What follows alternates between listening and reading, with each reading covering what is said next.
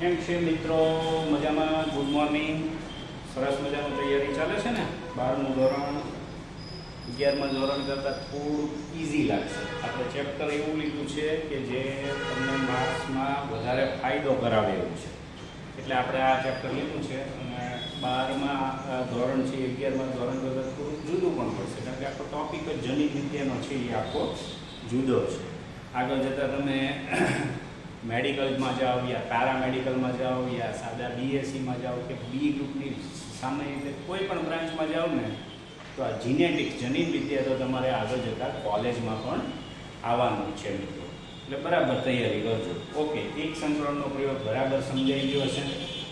એની પછી પ્રભુતાને અનુલક્ષીને અને બંને લક્ષણોને અનુલક્ષીને તમે જોવા જાઓ તો કન્સિડર કરશો તો તમે વિશ્લેષણનો નિયમ પણ બરાબર સમજી ચૂક્યા છો. તો પ્રભુતાનો નિયમ, વિશ્લેષણનો નિયમ અને એક સંકરણનો પ્રયોગ મિત્રો હવે આપણને બરાબર સમજાઈ ગયો છે. બરાબર છે. એની પછી તમે અપૂર્ણ પ્રભુતા અને સપ્રભાવિતતા વિશે પણ બરાબર સમજી લીધું હશે. હવે જે આપણે સમજવાનું છે એ મિત્રો છે બે જનીનોનું વારસાગત. ઓકે, કે એક સાથે બે જનીનો કેવી રીતના વારસાગત થાય છે, કે જેને આપણે દ્વિસંકરણનો પ્રયોગ પર કહીએ છીએ. બે જનીનોનું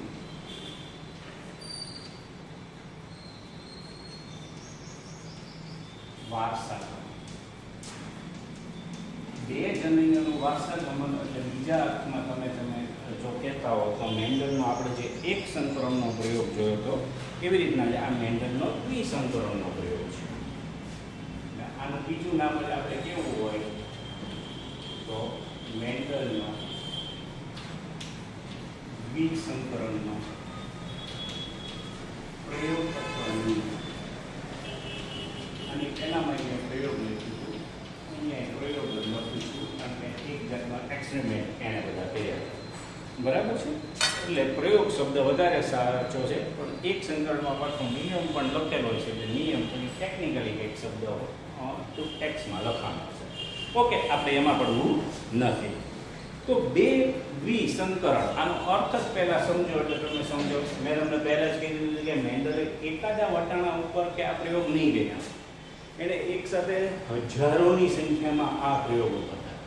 એક બે વટાણામાં આ પ્રયોગ કરીને પૂર્ણ કરી નાખતા હતા એવું નહોતું. આપણે કીધું કે એ પ્રિસ્ટ હતા, ઓસ્ટ્રિયાની અંદર ચર્ચમાં રહેતા હતા. ચર્ચ પાસે પુષ્કળ જમીન હતી અને એ જમીનની અંદર એનો જે બગીચો હતો એમાં હજારોની સંખ્યામાં એ વટાણા ઉગાડતા હતા.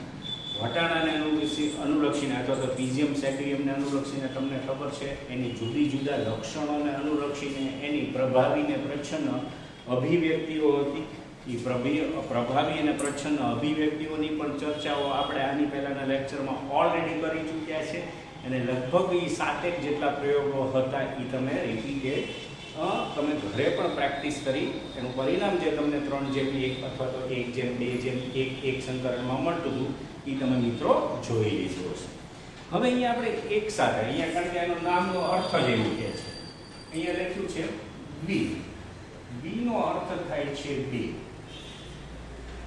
અને સંકરણનો અર્થ તમને મિત્રો ખબર જ પડી ગઈ છે, જેને આપણે પ્રેરિત પ્રજનન અથવા તો આર્ટિફિશિયલી રિપ્રોડક્શન અથવા માનવ દ્વારા કરાવવામાં આવતું પ્રજનન છે.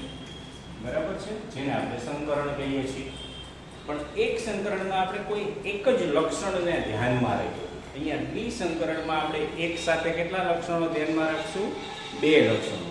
એટલે આપણી બુકની અંદર વટાણાનો આકાર અને વટાણાનો રંગ એ બે લક્ષણોને અનુલક્ષીને વાર્તા કરી છે.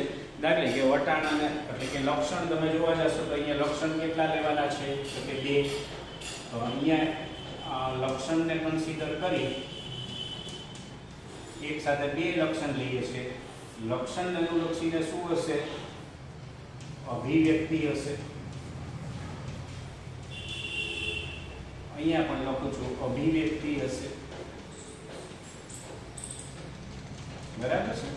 હવે અભિવ્યક્તિને અનુલક્ષીને આપણે પહેલા જોવાનો છે કયો? તો કે વટાણાનો રંગ અથવા વટાણાનો આકાર.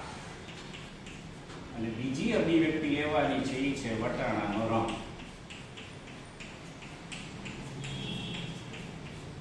ઓકે, હવે આ જે અભિવ્યક્તિઓ છે એને કન્સિડર કરીને તમે જોશો તો ગોળ અને ખરબચડા આકારના અનુલક્ષીને તમે જોશો તો બે ટાઈપના હશે. આ ગોળ હશે વટાણા અને આ કેવા હશે? ખરબચડા હશે. ગોળ છે એની માટે આપણે રાઉન્ડ એટલે કેપિટલ આર શબ્દ વાપરીએ છીએ. ખરબચડા એ પ્રચ્છન્નકારક છે. આની પહેલા આપણે જે 7 કારકો બતાવ્યા છે એની માટે સ્મોલ આર શબ્દ વાપરીશું, જેને આપણે ઇંગ્લિશમાં બ્રિંકડ કહીએ છીએ. સ્મોલ w વાપરી શકીએ પણ સ્મોલ w વાપરવાનું નહીં મિત્રો, બરાબર. એની બદલે આપણે શું વાપરશું? એનો જે પ્રભાવી કારક હોય એના જ તે પ્રચ્છન્નકારક વડે આપણે વાપરીએ છીએ. એટલે અહીંયા આપણે સ્મોલ આર મિત્રો લખ્યું છે. એવી રીતના એના રંગને અનુલક્ષીને તમે જોવા જશો, અહીંયા વટાણાનો અહીંયા આકારની વાત હતી, અહીંયા રંગની વાત છે. તો રંગ છે એ બે પ્રકારના છે. કા કેવો છે? પીળો છે અને કા લીલો છે.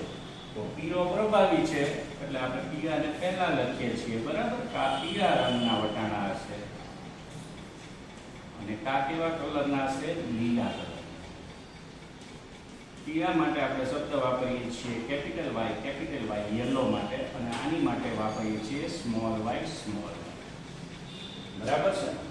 હવે તમને મિત્રો ખબર છે આ પ્રભાવી કારક છે, આ પ્રભાવી કારક છે. આપણે ઓલરેડી એક સંકરણનો પ્રયોગ જોઈ ગયા છે એટલે આપણને ખબર જ હોય કોને પ્રભાવી કહેવાય, કોને પ્રચ્છન્ન કહેવાય. કેપિટલ અક્ષરમાં લખ્યો એને આપણે હંમેશા પ્રભાવી કહીએ છીએ અને જન્યુઓ હંમેશા જોડીમાં હોય છે. અહીંયા આપણે પ્રયોગ કરવો છે દ્વિસંકરણનો, એટલે એક સાથે બે લક્ષણો. એટલે કે દાખલા તરીકે એક વટાણાનો પ્રકાર છે કે જે આકાર અને રંગને અનુલક્ષીને કેવા છે? તો કે ગોળ અને પીળા છે. એટલે એને આપણે કહીશું ગોપી, ગોળ અને પીળા. અને એની માટેનું જનિક બંધારણ શું થશે? તો કે capital R, capital Y, capital. બરાબર છે. આ એનો પ્રભાવી કારકને અનુલક્ષીને આવો જે જનીન બંધારણ ધરાવતા હશે અથવા તો એલએલ સ્વરૂપ, અને આપણે જનીન સ્વરૂપને આપણે એલએલ સ્વરૂપ પણ કહીએ છીએ, એલએલ. બરાબર છે. જે કેવા હશે? ગોળ અને પીળા હશે. બીજા વટાણાનો પ્રકાર હશે કે જે પ્રચ્છન્ન પ્રકારના હશે. ઈ કેવા હશે? તો કે ખરબચડા અને લીલા હશે. એટલે ખરબચડા માટે ખ અને લીલા માટે લી, લી હશે. બરાબર. પહેલવાન ખલીની વાત નથી કરતો, અને ગોપી એટલે પાછળ કૃષ્ણ ભગવાનને યાદ નહોતો કરતો. ગોપી એટલે ગોળ અને પીળા, અને ખરબચડા અને લીલા માટે ખલી શબ્દ વાપર્યો. આની માટેનું જનીનિક બંધારણ શું થશે મિત્રો? તો કે small r, small y, small. આ એનું શું થયું? એલએલ જ થયું અથવા એલએલ થયું. પણ આ કેવું થયું? પ્રભાવી. આ કેવું થયું? પ્રચ્છન્ન. પ્રભાવી ને પ્રચ્છન્ન અત્યારે તો આપણે વાપરવાના જ નથી. એ તો જ્યારે આપણે F1 પેઢી પછી F1 પેઢીમાં P માંથી આવીએ ત્યારે જ એ વાતની ચર્ચા કરવાની હોય છે. પ્રભાવીપણાના લક્ષણ અનુલક્ષીને પ્રભુતાનો નિયમ અને લો ઓફ સેગ્રેગેશન, અલગતાનો સિદ્ધાંત આપણે ઓલરેડી ભણી ચૂક્યા છે એટલે આપણને ખબર જ છે. હવે બાકીની બધી જ પદ્ધતિઓ આપણે જેવી રીતના પહેલા રીતના કરતા હતા એવી રીતના જ કરવાની છે. ખાલી થોડો ઘણો ફેરફાર થશે કઈ જગ્યાએ F2 ની અંદર, એની વાર્તા હું હમણાં તમને કરું છું ધીમે ધીમે. ઓકે, તો આની અંદર આપણે સૌથી પહેલા તો શું લેવાનું? નર જન્યુ ને માદા જન્યુ તો લેવાના જ. દાખલા તરીકે એક નર જન્યુ લેશું, એક માદા જન્યુ લેશું. ફલિતાંક તો લેવાના જ છે. અને લિંગી પ્રજનન અનુલક્ષીને તમે એક સંકરણ અને દ્વિસંકરણના પ્રયોગ કરી શકો છો. તે લાક્ષણિકતા આપણે મિત્રો જોઈ ચૂક્યા છીએ. બરાબર છે. હવે અહીંયા મિત્રો તમે જોશો તો અહીંયા દાખલા તરીકે હું લઉં છું સૌથી પહેલા પિતૃપેઢી. પિતૃપેઢીની અંદર એક નર તરીકે લીધેલો છે અને એક કોની તરીકે લીધેલો છે? માદા તરીકે લીધેલો છે. બરાબર. હવે નર અને માદાને કન્સિડર કરીને તમે જોશો તો અહીંયા મારે આપણી પાસે બે અલીલ આવી ગયા. વટાણાનો પ્રકાર અને વટાણાનો આ પ્રકાર અને આકારને અનુલક્ષીને એક ગોપી મળી હતી અને એક વટાણાના આકાર અને એના રંગને અનુલક્ષીને એક ખલી મળી. તો અહીંયા કેપિટલ આર દાખલા તરીકે મારે લેવું છે, એને હું નર ને સામે પ્રભાવી કારક તરીકે લઉં છું, એટલે અહીંયા હું લખીશ capital R capital Y capital. Okay મિત્રો, આ એક જનીનનું બંધારણ. કારણ કે આપણે શેનો પ્રયોગ કરીએ છીએ? દ્વિસંકરણની અંદર આપણે એક સાથે બે અભિવ્યક્તિ એટલે ટોટલ અભિવ્યક્તિ 4 થઈ, પણ લક્ષણો મિત્રો કેટલા થશે? 2 થશે. એટલે એક સાથે બે લક્ષણોનું વારસાગમન આપણે જોઈએ છીએ, એક પેઢીમાંથી બીજી પેઢીમાં કેમ જશે. હવે એવી રીતના અહીંયા તમે મિત્રો તમે જોવા જશો તો અહીંયા શું આવશે? તો કે small r small y small. Okay મિત્રો, એની અંદર જનીનિક બંધારણ આવું તમને જોવા મળશે. અહીંયા જનીનિક બંધારણ કેપિટલ R કેપિટલ Y હતું, એટલે આ અત્યારે આપણે સ્વીકારી લીધું છે કે આ પ્રભાવી કારક વાળું છે, અને સ્મોલ r સ્મોલ y વાળું છે પ્રચ્છન્ન કારક વાળું છે. આને આપણે કહી દીધું હતું ગોપી, ગોળ અને પીળા, એટલે આને આપણે કહી દઈએ છીએ ગોપી. અને આની માટે આપણે શબ્દ વાપરીએ છીએ ખલી, ખરબચડા ને લીલા કલરના. અને કારકને અનુલક્ષીને આપણને ખબર જ છે આ કેવા હશે? શુદ્ધ. અને કેવા છે? જન્યુઓ જોડીની અંદર, સંયુઓ જોડીની અંદર છે. બરાબર છે? એટલા માટે શું કરશું કે ઈ બંનેને અનુલક્ષીને આપણે કોઈ શબ્દ લખવો હોય દાખલા તરીકે, તો આ કારકો છે ઈ મિશ્ર નથી, શુદ્ધ સ્વરૂપના કારકો છે. શુદ્ધ સ્વરૂપના કારકો છે એટલે અહીંયા આપણે શું લખવું પડે? તો કે શુદ્ધ કારકોને અનુલક્ષીને વિષમ યુગ્મી ને સમયુગ્મી લખાયા હતા, તો અહીંયા શુદ્ધ સ્વરૂપના તો છે જ, પણ સાથે સમયુગ્મી છે. શુદ્ધ હોય એ સમયુગ્મી જોઈએ એટલું યાદ રાખવાનું છે. આજે હું બધા શબ્દો ફરીથી સમજાવું છું ને એટલે આ બધા લખું છું. પરીક્ષામાં તમારે આ બધું નહીં લખો ચાલશે, સીધો તમે કરશો હા ઈ ને એવું બધું લખવું પડે હો. એવી રીતના આ પણ તમે જોવા જાવ તો શુદ્ધ સ્વરૂપનો છોડ છે, અને એ પણ કેવો છે? સમયુગ્મી છે. બરાબર છે? જો પેઢી દર પેઢી અહીંયા આપણે લખ્યું છે સંકરણ કરવામાં નહીં આવે, સંકરણ જો ન કરવામાં આવે તો પેઢી દર પેઢી એક જ પ્રકારના છોડ ઉત્પન્ન થયા કરશે. એટલે કે આ છોડ ને આ છોડ વચ્ચે જો તમે સંકરણ ન કરો, આપણે બેગિંગ પદ્ધતિ એટલે કે કોથળી ચડાવી નામની પદ્ધતિ કરી હતી, તમે આના માદા જન્યુને દૂર કર્યા છે આમાંથી, એટલે આને આપણે તમે એક લિંગી છોડ બનાવ્યો છે. જ્યારે આની અંદર તમે શું કર્યું છે? નર જન્યુને દૂર કર્યા છે અને આને માદા છોડ બનાવ્યો છે. ઈ તમે બનાવ્યો છે. બાકી આ તો ઉભયલિંગી છે, વટાણા તો ઉભયલિંગી પુષ્પ છે, પણ આપણે કાતરથી આનાની અંદર આપણે માદા જન્મ એટલે કે અંડક વાળો પરાગાસન વાળો આખો ભાગ કાપી નાખ્યો હતો. આની અંદર આપણે કોને કર્યું હતું? કુકેસરને દૂર કર્યા હતા. બરાબર? પરાગરજ અને પરાગાશય ની બધું હોય ઈ બધાને દૂર કર્યા હતા. એટલે આ છોડ આખે આખો કયો થઈ ગયો? નર માદા છોડ થઈ ગયો. જ્યારે આ નર છોડ થઈ ગયો, તમે ઉલટ સુલટ કરી શકો છો. પ્રભાવી કારક તરીકે માદાને પણ રાખી શકો છો. એવું પણ મેં તમને એક સંકરણમાં સમજાવ્યું છે.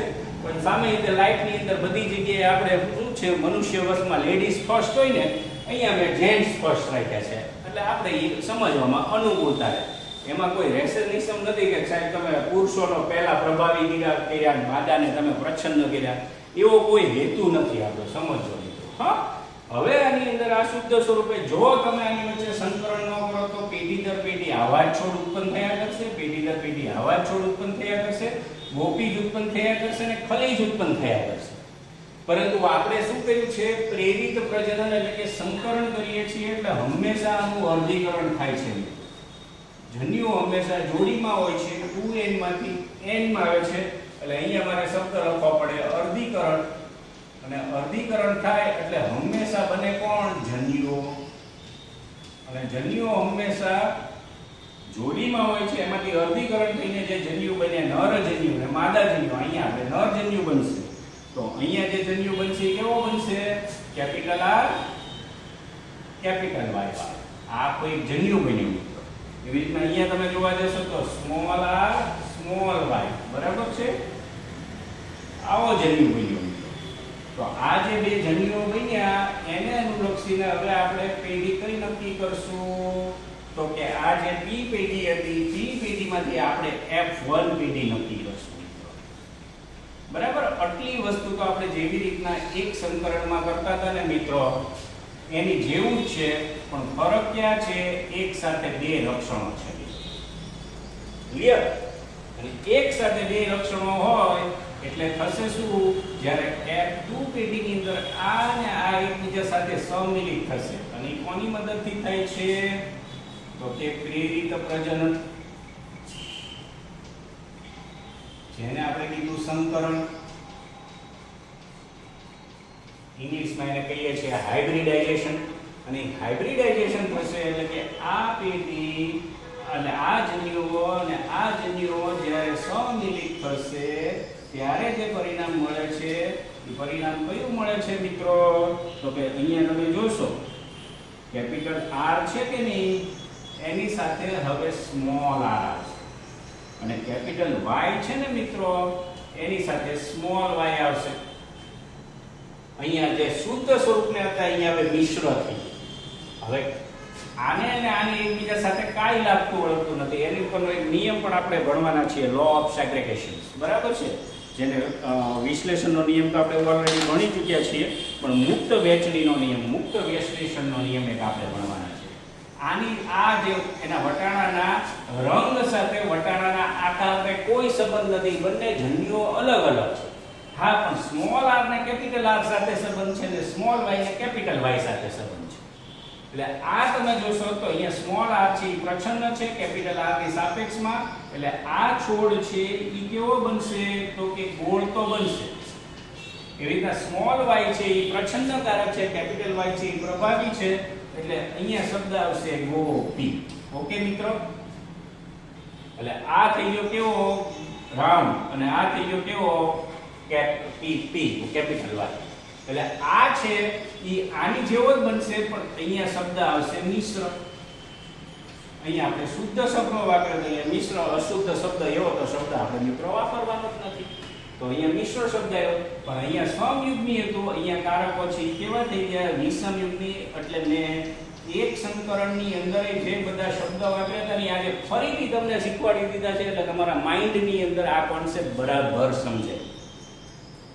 આ પ્રયોગ હોય તે તમે જે ઓલાની અંદર કેમ આપણને 7 લક્ષણો એમાં એમ કોઈ પણ 2 લક્ષણો લઈ, દાખલા કે પુષ્પનો ગોઠવણીને અનુલક્ષીને, પુષ્પની ગોઠવણી આપણે તમને મિત્રો ખબર છે કઈ જગ્યાએ એક તમે પક્ષસ્થ એટલે કે સાઈડમાં ગોઠવી હતી ને એક અગ્રસ્થ ગોઠવી, અને પુષ્પનો રંગ પણ મિત્રો તમને ખબર છે, એક પર્પલ કલરનો એટલે કે જાંબલી કલરનો હતો અને સફેદ કલરનો હતો. એવા 2 લક્ષણો લઈને પણ આ પ્રયોગ કરીશું, બરાબર. શીંગનો આકાર અને શીંગના રંગને અનુલક્ષીને આ પ્રયોગ કરી શકો. એટલે જેવી રીતના તમે એક સંકરણની અંદર 7 પ્રયોગો કર્યા હતા, એમ આની અંદર જે તમારે પ્રેક્ટિસ માટે આમ તો 7 કોઈ પણ 2 લક્ષણ લઈને ઘણીવાર કરી શકો, બરાબર. પ્રોબેબિલિટી જોવા તો 49 પ્રયોગો કરી શકો, પણ આપણે 49 નહીં કરવાના. કોઈ પણ 5 વસ્તુ તમારે આને ધ્યાનમાં રાખીને કરવાની છે. આ લેક્ચર પૂરો થાય ત્યારે ફરી પાછું આ સમજાવીશ. તો આટલું મિત્રો તમને સમજાઈ ગયું છે કે F1 ની અંદર જે તમને છોડ મળ્યો એ ગોપી જ મળ્યો, પણ કેવો મળ્યો, મિશ્ર પ્રકારનો. અને આ વસ્તુ આપણે એક સંકરણમાં કરી હતી, પણ અહીંયા એક સાથે 2 લક્ષણો છે એટલે આપણે અહીંયા 2 લક્ષણની વાર્તા કરશું મિત્રો, બરાબર. હવે આને આપણે નર છોડ તરીકે સ્વીકારીએ. આ ભાઈ કે મારે લગ્ન કરવા છે, તો આપણે એની જેવી કોક છોકરી ગોતવી પડે મિત્રો, કે જે માતા તરીકે હોય અને એનું જનીન બંધારણ એની જેવું જ હોય, એટલે આપણે આવું જ ગોતવું પડશે. ઈશ્વરરાય બચ્ચન, જયા બચ્ચન, પછી અભિષેક બચ્ચન આવ્યો, બરાબર છે. તો અભિષેક બચ્ચન કે મારે જેવું જનીન બંધારણ, એની જેવી ઊંચી છોકરી આપણે ગોતી, એટલે આ ગોતી. એ પણ કેવું છે, એ કોપી જ છે. હવે એમાં શુદ્ધ અને મિશ્ર ને એવું કઈ નથી લખતો, પણ એનું જનીન બંધારણ આવું છે. આ F1 પછી આપણને મિત્રો મળવાનું છે F2, બરાબર છે. તમારે આમ નીચે જ લખવાનું છે, મારે બોર્ડમાં સાઈડમાં જગ્યા છે એટલે હું ત્યાં લખીશ, અને અહીંયા હું હવે લખું છું મારી F2 કે જે મને સેકન્ડ જનરેશન મળશે. સેકન્ડ જનરેશનની અંદર આના જન્યુ ઉત્પન્ન થવાની શક્યતા, નર જન્યુ ઉત્પન્ન થવાની શક્યતા, એટલે કે અહીંયા નર જન્યુની ઉત્પન્ન થવાની શક્યતા ગુણ્યા માદા જન્યુ ઉત્પન્ન થવાની શક્યતા, બંનેની કેવી રહેશે, 4 એટલે ટોટલ 4 ગુણ્યા 4 16 પ્રકારની અવસ્થાને અનુલક્ષીને આપણને પોસિબિલિટીઝ આની પછીની પેઢી F2 ની અંદર મળતી શક્યતાઓ આપણે જોવાની છે. અને એની માટે આપણે પ્યુનેટ સ્ક્વેર બનાવશું. એટલે ફરી પાછું આપણે અહીંયા સરસ મજાનું એક પ્યુનેટ સ્ક્વેર બનાવી નાખીએ, બરાબર. યુનિટ સ્ક્વેરની અંદર મિત્રો તમને ખબર છે મારે કેટલી અવસ્થાઓ લેવાની છે? 16 અવસ્થાઓ લેવાની છે.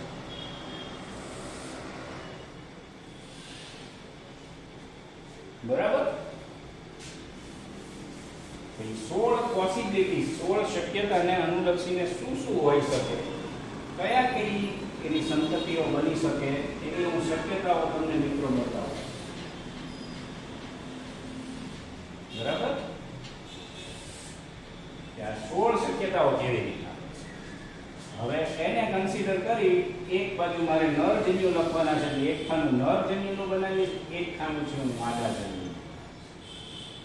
બરાબર છે ને? નર જન્યુ અને માદા જન્યુને અનુલક્ષીને તમે જોશો તો મારે શક્યતા મેં તમને હમણાં જ કીધું કેટલી જોવે છે તો કે આ નર જન્યુને લક્ષીની 1 2 3 ને 4 1 2 3 4 જેના માદાને અનુલક્ષી તમે જોશો તો 1 2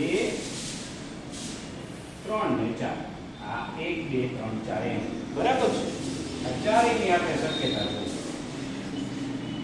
આના થોડા સરખા બનાવીને એટલે લખવામાં ઈઝી પડે, સરળતાને.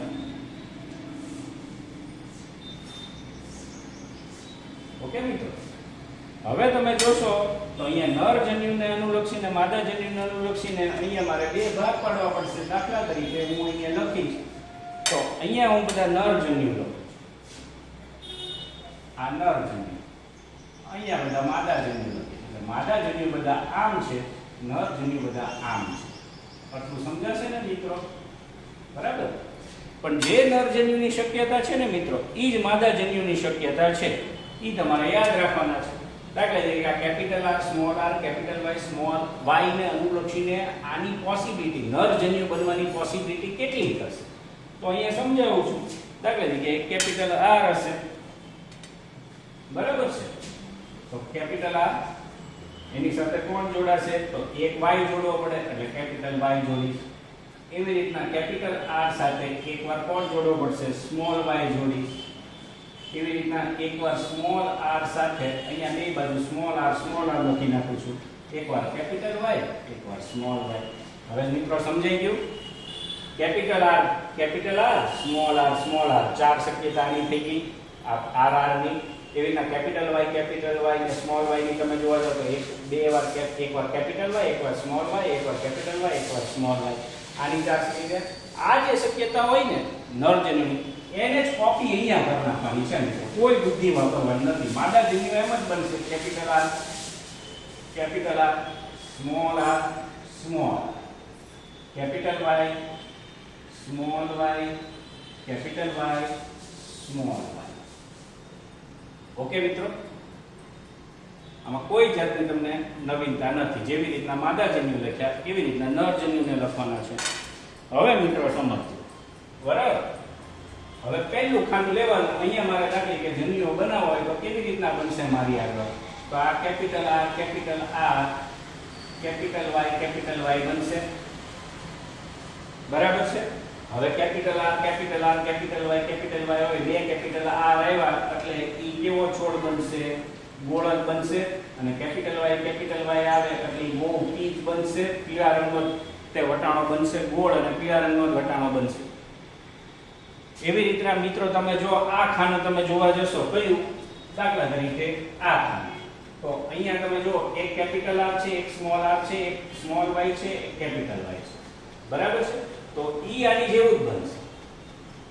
અહીંયા લખું છું પણ હંમેશા કેપિટલ અક્ષરને પહેલા લખવાનું, પછી સ્મોલ અક્ષરને લખવાનું. નિયમ એવો છે એટલા માટે. આ પણ કેવું હશે? મિશ્ર આની જેવું છે. જો તમે એટલે ઈ કોપી જ છે એટલે આવું જશે.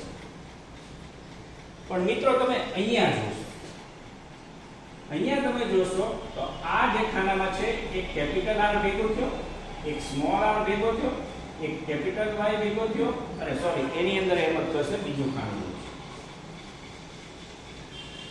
લખી દઉં છું અહીંયા. એનો કલરનો ચોક આ જ છે. Capital R small r capital Y small. બરાબર છે? અહીંયા જોશો તો capital R small r capital Y small. બરાબર છે? અહીંયા તમે જોશો તો capital R small r capital Y small. બરાબર છે? આવી રીતના અહીંયા તમે જોશો તો capital R, capital R, capital Y, small. એક કેપિટલ વાય આવ્યો એટલે આ ગોપી બની જશે. એક ભલે સ્મોલ છે પણ આ તો કેવા થશે? ગોળક થશે. પણ આ છે એ પીળા રંગ માટે જવાબદાર છે. એવી રીતના અહીંયા small r, capital R, small r, capital Y, small, sorry capital.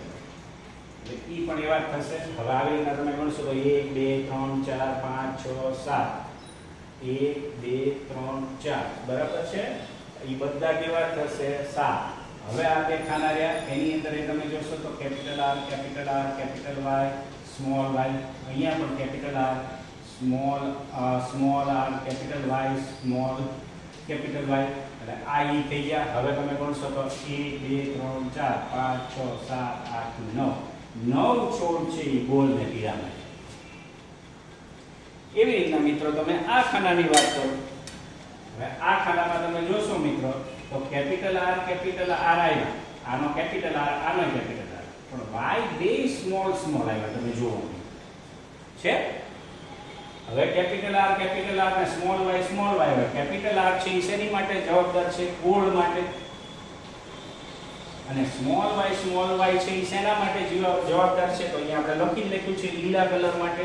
એટલે આ જે છોડ, આના જે વટાણા મળશે એ ગોલી મળશે. કેવા મળશે? ગોલી. અને એને અનુલક્ષીને તમે આ ખાનું પર પણ તમે જોશો તો કેપિટલ આર, સ્મોલ વાય. અહીંયા એક કેપિટલ આર છે એટલે પ્રભાવી થઈ ગયું એટલે ગોળ મળશે. પણ આ જે સ્મોલ વાય છે એટલે લીલા મળશે. અને એવી રીતના તમે આ ખાનું જોશો તો કેપિટલ આર, સ્મોલ વાય તો એની અંદર પણ સેમ આની જેવું છે એટલે એ પણ ગોલી મળશે. તો આવા તમને 3 છોડ મળશે. બરાબર. હવે તમે જોશો તો આ ખાનું છે એની અંદર તમે જોશો તો સ્મોલ આર, કેપિટલ વાય મળ્યા. એવી રીતના અહીંયા સ્મોલ આર, કેપિટલ વાય મળ્યા. એવી રીતના અહીંયા સ્મોલ આર, કેપિટલ વાય મળે. કેપિટલ વાય આનો છે એટલે પહેલા એ લખીશ. આવા 3 છોડ મળશે. સ્મોલ આર આવશે એટલે તમને ખબર છે કે ખરબચડા હશે એટલે ખ થઈ ગયું. અને એક કેપિટલ વાય આવ્યું. કેપિટલ વાય ગમે તે એકમાં આવે એટલે એ કેવા થઈ જશે? તો કે પીળા રંગના થઈ જશે. એટલે આ થઈ જશે ખરબચડા અને પીળા રંગના વટાણાના છોડ અથવા તો વટાણાનો આકાર અને રંગ થશે. અને એવા તમે અહીંયા આ પર્પલ કલરથી બતાવ્યા છે એવા તમને 3 છોડ મળશે મિત્રો. એવી રીતના મિત્રો તમે જોવા જશો તો સાવ છે. બરાબર છે. આ ખાનું તમે જુઓ. બરાબર છે.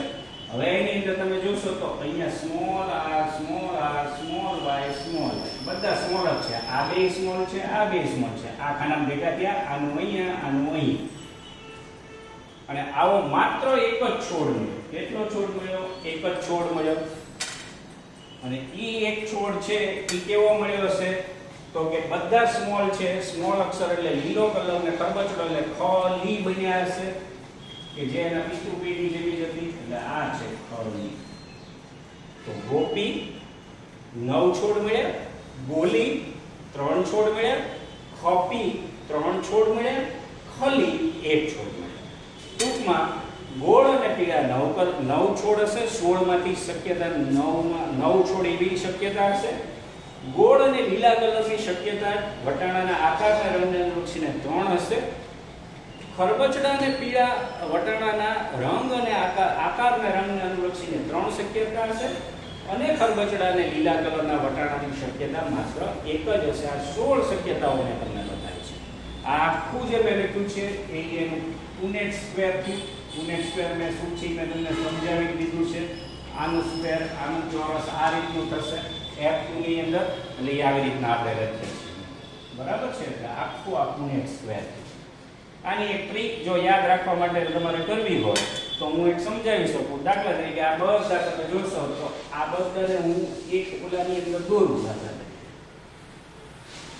તો એક આવો કાટખૂણા જેવું બનશે. તમે જો બન્યું. તમારે આવું ન કરવાનું. ખાલી આ તમારી યાદ રહે એટલા માટે હું આ નિશાન કરું. બરાબર. પછી તમે એટલે વચ્ચેનો સ્ક્રીનશોટ તમે પહેલા લઈ લેજો અને પછી પહેલાં આખું તમે નોટમાં લખી નાખજો અને પછી આ લખવાની ટ્રાય કરજો, કારણ કે હવે આ બધું પાછું ભૂસાઈ જશે ને વચ્ચે જ્યારે આની પહેલાંની જ્યારે વિડીયો લેક્ચરમાં હું તમને સમજાવતો હતો એને સ્ટીલ કરી નાખજો સ્ટોપ, એનો સ્ક્રીનશોટ લઈ લેજો, ઈ બોર્ડ વર્ક લખજો. એની પછી આ ગોળીવાળા તમે જોશો તો એક આ જગ્યાએ મળ્યું, એક આ જગ્યાએ મળ્યું, જે જગ્યાએ ખૂણા જે જગ્યાએ છે ને ઈ ગણવાના છે. બરાબર છે? જો અહીંયા ભેગું થયું, અહીંયા ભેગું થયું અને અહીંયા ભેગું થયું, આ ખૂણા છે. આ જેમાંથી પસાર થાય છે બધા ગણવાના છે, આમાં ખાલી ખૂણા ગણવાના. તો આવા 3 છોડ થયા છે, રાઈટ એંગલ અથવા તો શું બનાવ્યો આપણે ઊંધો કાટકોણ બનાવ્યો. એવી રીતના આની અંદર તમે જોવા જાવ તો અહીંયા કાટકોણ ત્રિકોણ આવી રીતના બનશે. બરાબર છે મિત્રો? અને સાવ છેલ્લે છે એ સ્મોલ આર કેપિટલ વાય તમને અહીંયા આ રીતનું મળશે. તો આ આખે આખું યુનિટ સ્ક્વેર ને અનુલક્ષીને તમે 9:3:3:1 એટલે અહીંયા હવે આપણે શું લખી નાખશું જેમ પ્રમાણ. આ એનું શું થઈ ગયું દેખાવ સ્વરૂપ. આની અંદર તમારે જનીન સ્વરૂપ મેળવવાની ટ્રાય નથી કરવાની. તમે જો ઘરે કરવું હોય તો કરી શકશો. આ દરેકને ઇન્ડિવિડ્યુઅલ તમારે જનીન સ્વરૂપે લેવા પડશે. 1:2:2:1:2:1 2:1 ઈ ટાઈપનું એક પરિણામ મળશે. એ તમે ઘરે ટ્રાય કરશો. હવે અહીંયા મેં બે અભિવ્યક્તિઓ તમને કીધી છે. એક લક્ષણને કન્સિડર કરીએ હતા, એની બદલે હવે આપણે દ્વિસંકરણની અંદર એક સાથે બે લક્ષણની આ પ્રેરિત પ્રજનન અથવા તો સંકરણને કન્સિડર કરી અથવા તો ધ્યાનમાં રાખીને વાત કરી છે. આવી જ રીતના તમારી પાસે બીજા 7 લક્ષણો છે. 7 માંથી કોઈ પણ બે પસંદ કરવાના. મેં વચ્ચે પણ તમને કીધું છે આવી રીતના કોઈ પણ દાખલા કે પુષ્પનો રંગ અને પુષ્પનો આકાર, પુષ્પની ગોઠવણીને પણ તમે લઈ શકો. શીંગનો રંગ અને શીંગનો આકારને કન્સિડર કરીને પણ લઈ શકો. છોડની ઊંચાઈ અને પુષ્પના સ્થાનને અનુલક્ષીને પણ કરી શકો.